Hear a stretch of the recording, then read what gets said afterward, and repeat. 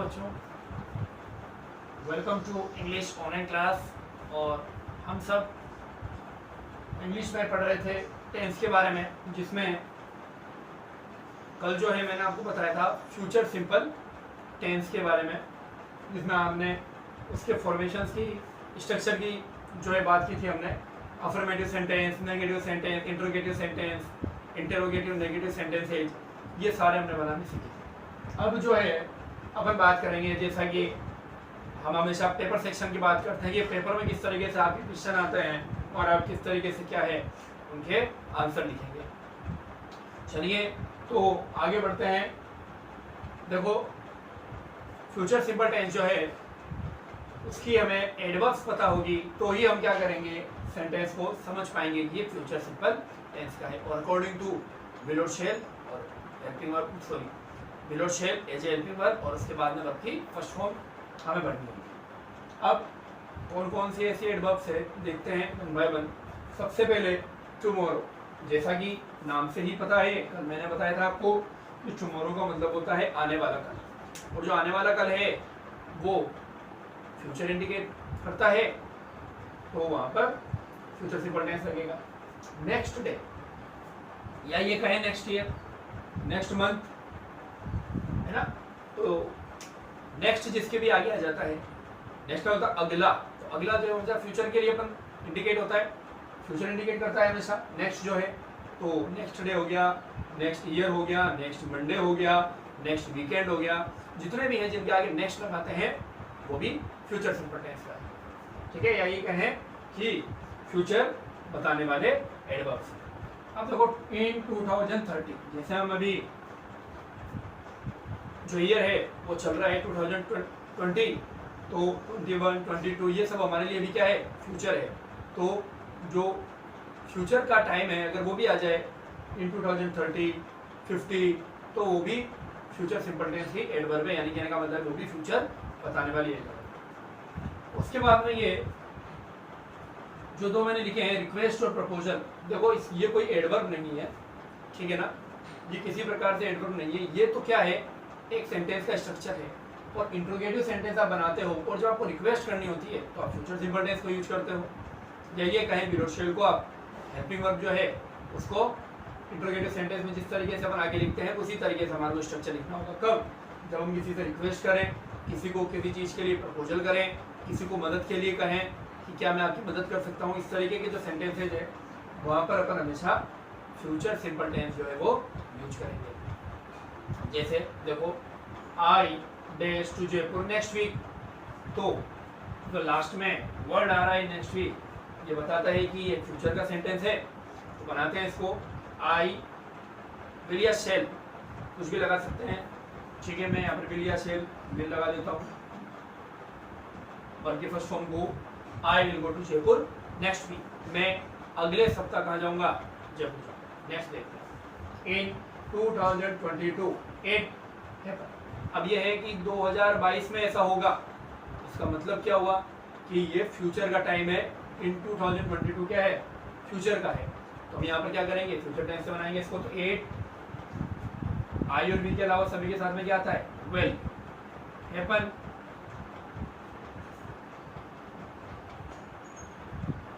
It will in 2022 it will happen, 2022 में ऐसा होगा। आगे देखो नेक्स्ट, ही डेज मी टुमारो, टुमारो आ रहा है पीछे, जो ये बता रहा है कि ये फ्यूचर टेंस है। तो ही मिडल शेल में से क्या लगता है, विल। वर्ब की फर्स्ट फॉर्म भी क्या होती है, टीच। ये कहें कि जो ये दिया हुआ है वही हमारे वर्ब की फर्स्ट फॉर्म होती है, तो वही लिख देंगे। तो he will teach me tomorrow, वो कल मुझे क्या करेगा, पढ़ाएगा, ठीक है। नेक्स्ट देखो, they days next weekend due to their exams. अब ये नेगेटिव है, क्यों, क्योंकि पीछे क्या आ रहा है, नोट कम आ रहा है। तो आपको ये भी ध्यान रखना है कि जिसके वर्ब के आगे नोट आ जाए वो नेगेटिव हो जाता है। अब हमें इसको नेगेटिव से बनाना पड़ेगा, ठीक है। तो दे बिलो शेल में से क्या लगेगा, विल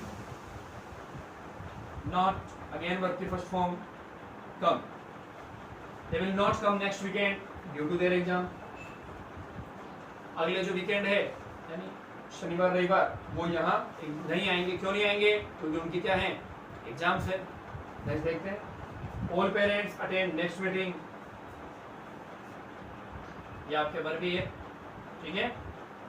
ऑल पेरेंट्स डेज, फिर नेक्स्ट मीटिंग। अब नेक्स्ट क्या आगे, डे मंथ ये तो नहीं लगा हुआ, लेकिन क्या लगा हुआ है, मीटिंग। तो मीटिंग अभी तो हुई नहीं है, इन फ्यूचर ही है। नेक्स्ट मीटिंग का होता है अगली मीटिंग में, तो अगली मीटिंग यानी फ्यूचर हो गया। तो फ्यूचर के हिसाब से हम क्या करेंगे, फ्यूचर टेंस यूज करेंगे। ऑल पेरेंट्स क्या हो जाएगा, विल। वर्ब की फर्स्ट फॉर्म अटेंड ही होती है, attend. All parents will attend next meeting, जो अगली मीटिंग होगी वो सारे के सारे जितने पेरेंट्स हैं वो सब क्या करेंगे, अटेंड करेंगे। Radhika days next night, Radhika days next night, और आगे लिखा हुआ है नॉट राइट, यानी ये भी क्या है, नेगेटिव सेंटेंस है। राधिका नेक्स्ट नाइट से पता चल रहा है कि ये क्या है, फ्यूचर टाइम को शो कर रहा है। तो राधिका के बाद में हम क्या करेंगे, फ्यूचर टेंस के according, Radhika will not right. Radhika अगली रात नहीं लिखेगी, लिखती लिखती थक गई, अब अगली रात नहीं लिखेगी, रेस्ट करेगी। इस तरीके से Radhika will not right next night, अगली रात जो है राधिका नहीं लिखेगी। अब देखो जो मैंने आपको बताया था वो देखते हैं। Request, proposal, asking to help, कहने का मतलब है जब आप रिक्वेस्ट करें, प्रपोजल करें, या प्रपोजल दें सामने वाले को, या फिर आस्किंग टू हेल्प यानी मदद के लिए कहें कि क्या मैं आपकी मदद कर सकता हूँ, इस तरीके के सेंटेंस, ठीक है। देखते हैं, यू हेल्प मी, तो इस सेंटेंस को अगर बनाना है तो फ्यूचर सिंपल टेंस से बनेगा, क्योंकि रिक्वेस्ट है, तो रिक्वेस्ट जो होती है वो फ्यूचर सिंपल टेंस से अपन कर सकते हैं, या तो विल या शेल से, ठीक है ना। तो शेल तो आएगा नहीं, क्यों नहीं आएगा, यू है, क्या आएगा यू के लिए, विल आता है, तो क्या लिखेंगे, विल यू हेल्प मी, क्या आप मेरी मदद करोगे, तो रिक्वेस्ट हो गया। तो ऐसे सेंटेंस भी आते हैं पेपर के अंदर, हम सोचते हैं कि ये तो टेस्ट सर ने पढ़ाया ही नहीं था, ठीक है ना, तो ये पढ़ाया हुआ है, क्योंकि यहाँ पे रिक्वेस्ट होने का जो है बोध हो रहा है कि यहाँ पे रिक्वेस्ट की जा रही है, तो वहाँ पर क्या होगा, फ्यूचर सिंपल टेंस से ही लगेगा जो आप इंटरोगेटिव सेंटेंस बनाए थे पहले। यू कम टुमारो, अब यहाँ पर भी क्या लिखेंगे, विल यू कम टुमारो, क्या तुम कल आओगे।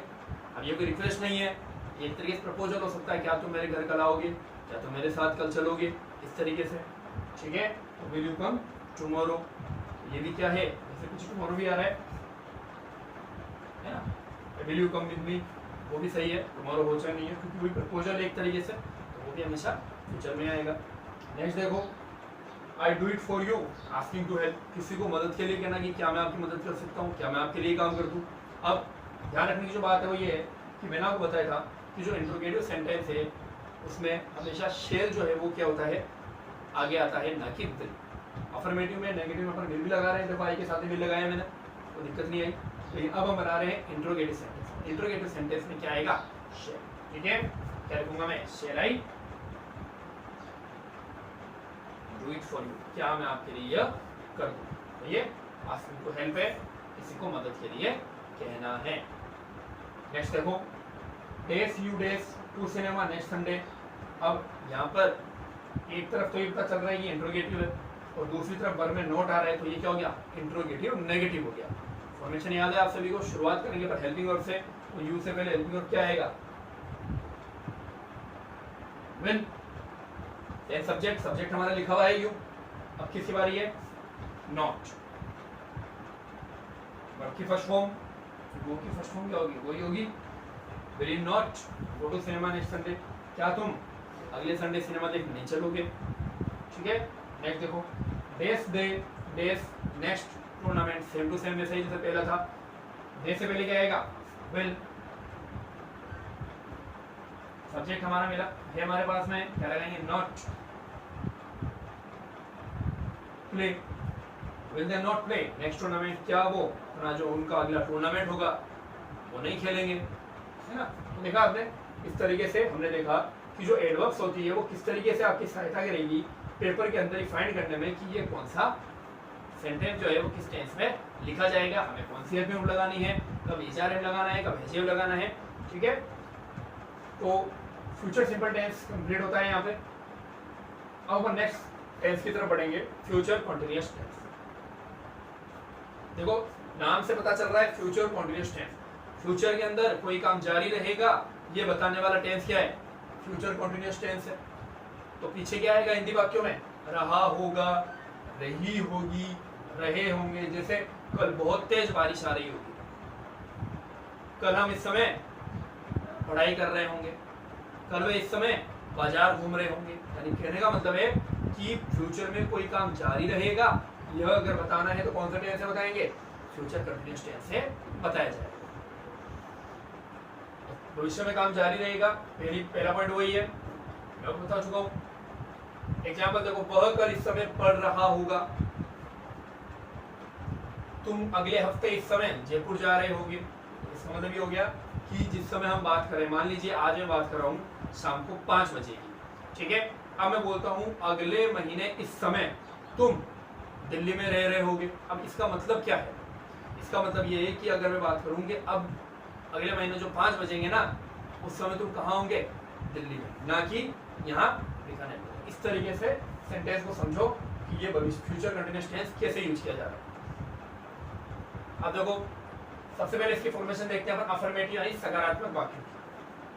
सब्जेक्ट से शुरुआत करेंगे हमेशा अफर्मेटिव सेंटेंस की, यहाँ पर भी सब्जेक्ट से शुरुआत हुई है। देखो ये सब्जेक्ट आ गया हमारा, देन हेल्पिंग वर्ब क्या लगती है, विल या शेल, या तो विल लगा दो या शेल लगा दो। किसमें विल लगेगा, किसमें शेल लगेगा, अगर आपको नहीं पता है तो मेरा पिछला वीडियो देखना कल वाला, पता चल जाएगा आपको, ठीक है।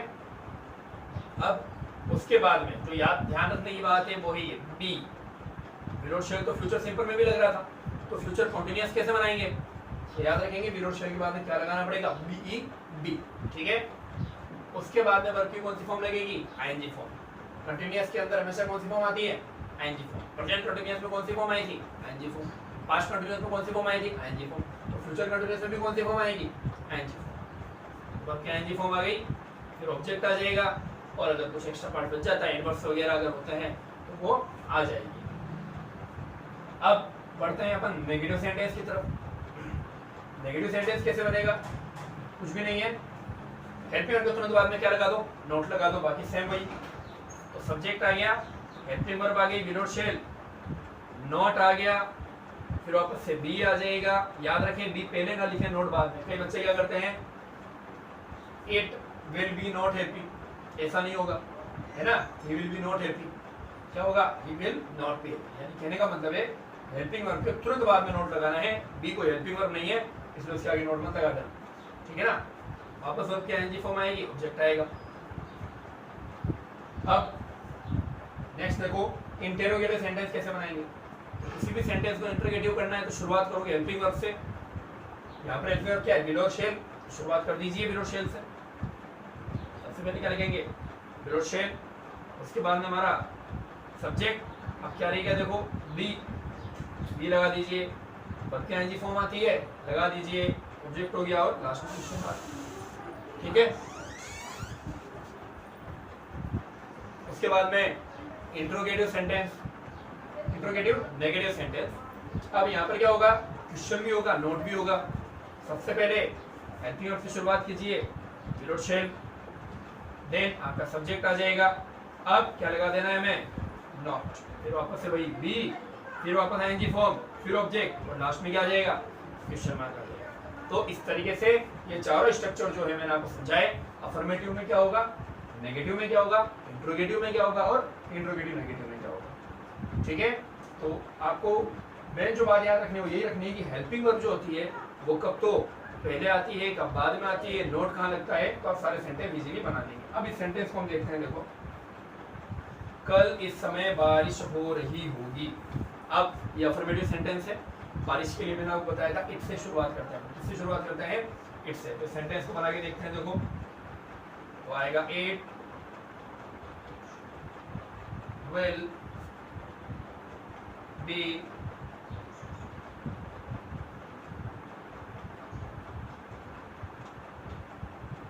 raining, it will be raining at this time, कब, tomorrow। चौथा tomorrow पहले भी लिख सकते हो, सेंटेंस यू भी बन सकता है, it will be raining tomorrow at this time, it will be raining at this time tomorrow. वो था करेक्ट, दोनों में से कोई भी गलत नहीं है। ठीक है, तो सबसे पहले हमने इट लगाया सब्जेक्ट, एडवर्ब लगाई विल, फिर बी लगा दिया, आईएनजी फॉर्म लगाई, और उसके बाद में आगे वाला जो पार्ट है वो लगा दिया। अब देखो नेक्स्ट, कल इस समय बारिश नहीं हो रही होगी। अब ऊपर वाले सेंटेंस में केवल एक चेंज करना पड़ेगा मुझे, क्या, एडवर्ब के तुरंत बाद में नोट लगा दूं, बाकी सेम वही रहेगा स्ट्रक्चर। तो लगा दीजिए it will not be raining tomorrow at this time.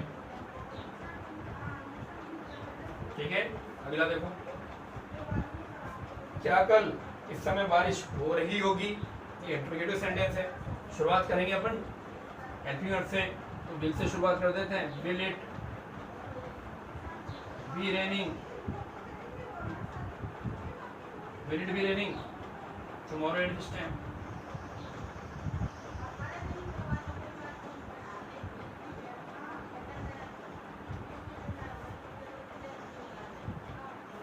क्या कल इस समय बारिश नहीं हो रही होगी। इंट्रोगेटिव नेगेटिव है, इसको बना के देखते हैं। देखो शुरुआत करते हैं वापस से will say. Will it, subject के बाद में क्या लगाऊं, not, B raining tomorrow at this time. तो इस तरीके से आपने देखा कि जो फ्यूचर कंटिन्यूअस टेंस है उसमें किस तरीके से अफर्मेटिव सेंटेंस बनेगा, किस तरीके से नेगेटिव बनेगा, किस तरीके से इंटरोगेटिव बनेगा, किस तरीके से इंटरोगेटिव नेगेटिव बनेगा। कल अपन बात करेंगे इसकी एडवर्ब्स की। ऐसा वो पता चल गया होगा, इस समय जो है कोई भी अगर काम फ्यूचर के बाद में अगर इस समय आता है, at this time, at this moment, तो वो क्या है, फ्यूचर कंटिन्यूअस टेंस का ही होता है। बाकी अपन कल और बताएंगे कि फ्यूचर कंटिन्यूअस टेंस की एडवर्ब्स क्या होती है, किस तरीके से सेंटेंस पेपर के अंदर आते हैं, और आगे अपन बढ़ेंगे नेक्स्ट जो आपका टेंस है फ्यूचर परफेक्ट टेंस, वो भी बहुत इंपॉर्टेंट टेंस है, बहुत ज़्यादा यूज किया जाता है पेपर के अंदर, कई बार उसके क्वेश्चन पूछे जाते हैं। ठीक है, थैंक यू वेरी मच, मिलते हैं नेक्स्ट वीडियो में। थैंक्स।